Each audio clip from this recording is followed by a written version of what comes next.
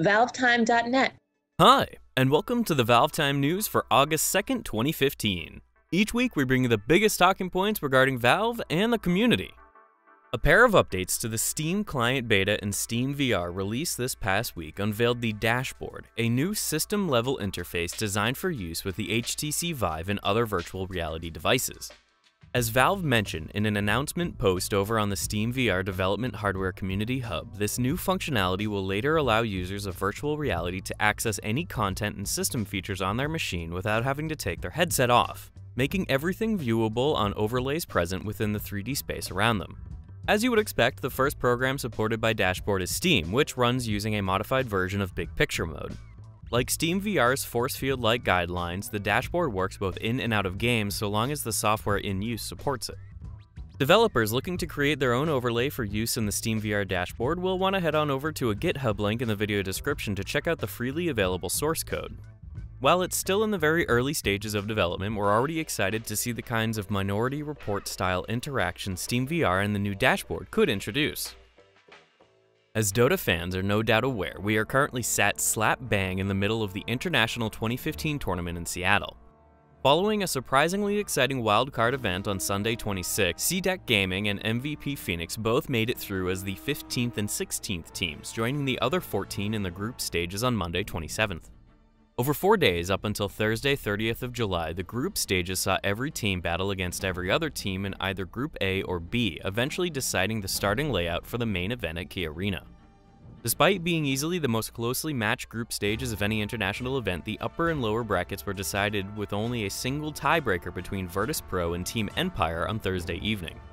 Team Empire's 2-1 victory secured them the final upper bracket place alongside eHome, CDEC, Evil Geniuses, LGD Gaming, Team Secret, Complexity Gaming, and Cloud9, with the other 8 teams currently stuck in the dangerous lower bracket. Teams in the lower bracket will have to be careful on Monday as their first round of games will be a single best-of-1 elimination before the remaining rounds move to best-of-3s alongside the upper bracket's consistent format.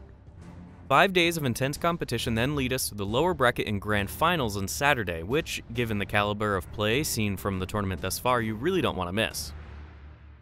It wouldn't be a week of news surrounding the International 2015 without some new cosmetic items. This week saw the release of the 2015 editions of the Trove Carafe and Lockless Luckvase treasures, both of which feature 5 immortal items and a very rare chance to receive a courier themed after a mini version of Bounty Hunter or Venomancer. Both of these treasures can currently be purchased from the Dota 2 store, but those looking to pick up some new merchandise from TI5 or other Dota events will receive them for free via redeemable codes attached to t-shirts, demi-heroes, plushies, etc. In this week's edition of ValveTime finally gets around to releasing videos which are half a year overdue, we decided to return to the Android ports of Valve games developed by NVIDIA for their Shield devices.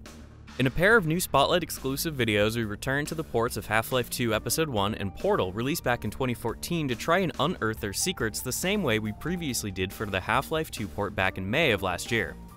This time, we discovered a pair of previously unseen developer testing maps exclusive to Portal and a series of modified levels previously used for Half-Life 2, only with a few Episode 1 specific mechanics added.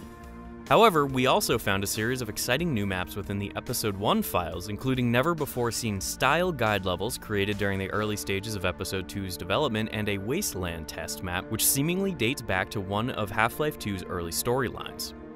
Both videos were a lot of fun to make and speculate about, so we would really appreciate if you could head on over, check them out, and let us know what you think. If you want something fun to watch alongside our pair of Android Spotlight exclusive episodes, be sure to check out the Final Thoughts of a Dying Creep, a Dota 2 themed Source filmmaker short video covering the mental state of a Radiant Creep moments before he is sacrificed by Lich at the start of the match. Covering his memories, hopes, and dreams, it'll undoubtedly make you think twice for the poor loyal creeps the next time you take one out. A link to the video over on Eric Wright's YouTube channel will be made available in the video description alongside links for everything else we're mentioning in this week's episode. We also highly recommend checking out Eric Wright's other videos as he's undeniably one of the best Dota-themed Source filmmaker animators out there. And that brings us to the end of another relatively light week of Valve news. Don't forget to subscribe to our YouTube channel, to follow us on Facebook, Twitter, and Twitch TV, to check out our previous content, and to join the conversation over on the ValveTime.net community forums. Thanks for watching, and bye for now.